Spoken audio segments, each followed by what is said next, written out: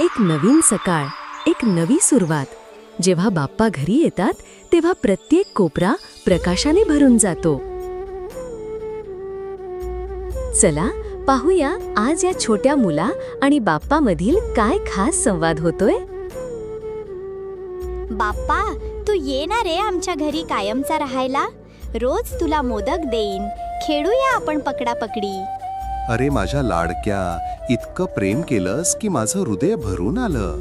पण रे राजा, मी सगळ्यांच्या घरी जातो ना, सगळेच माझी वाट बघत असतात. पण बाप्पा, मला तुझ्याशिवाय एकटं वाटतं. शाळेतून आलो की तुला खूप काही सांगायचं असतं. तू नसतोस तर कोण ऐकेल? मी ऐकतो रे मनातून. तू डोळे मिटून मिस यू बाप्पा म्हटला की मी तुझ्याजवळ येईल. अरे माझी मूर्ती जाते फक्त, मी कुठेही नाही जात. पण खरंच का बाप्पा? मग तू दिसत का नाहीस? माझ्यासोबत खेळायला का नाही येत? मी तू खेळतोस तेव्हा तुझ्या हास्यामध्ये असतो. तू जेव्हा चांगलं काम करतोस ना, तेव्हा मी तुझ्या भोवती फिरत असतो. माझं काम आहे सगळ्यांना प्रेरणा देण्याचं, शौर्य, चांगुलपणा आणि प्रेम शिकवायचं. पण मग मी काय करावं की तू माझ्यासोबत राहशील?